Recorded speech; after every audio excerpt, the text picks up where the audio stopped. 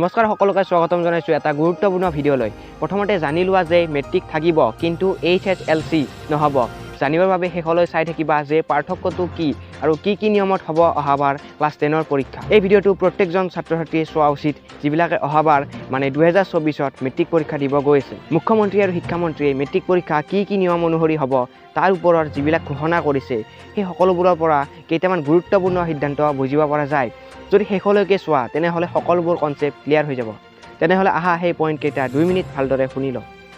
পোনপ্ৰথমে এই বছৰৰ দৰে অহা বৰ্ষত নাথাকিব ৰেংকিং ছিষ্টেম, মানে যিবিলাক আমি ৰিজাল্টৰ দিনা শুনিব পাওঁ যে সি অসমৰ ভিতৰত ফাৰ্ষ্ট ৰেংক কৰিছে বা তাই ছেকেণ্ড ৰেংক পাইছে, সেইবিলাক আৰু অহাবাৰৰ পৰা আমি শুনিব নাপাম। কোনোবাই যদি ভাল ৰিজাল্ট কৰেও তেওঁ টিভিত উঠাৰ সপোন এতিয়া পূৰণ নহ'ব। দ্বিতীয়তে HSLC যিখন high school leaving certificate matric pass কৰাৰ পিছত দিয়া হয় সেইখন এতিয়া HS মানে হাই ছেকেণ্ডাৰী পৰীক্ষাৰ পিছতহে দিয়া হ'ব। কাৰণটো হ'ল যে ME আৰু হাই স্কুল আগতে বেলেগ আছিল, কিন্তু এতিয়া তেনেকুৱা নহয়।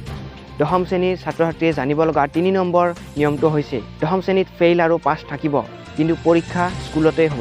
সংবাদ মাধ্যমৰ দ্বাৰা নিজে ক'লে মুখ্যমন্ত্ৰী। ইয়াৰে পিছত 4 নম্বৰটো আটাইতকৈ গুৰুত্বপূৰ্ণ। যোৱা কেইদিনমান আগতে সেৱাৰ পৰ্টেলত এখন নটিচ আহিছিলে।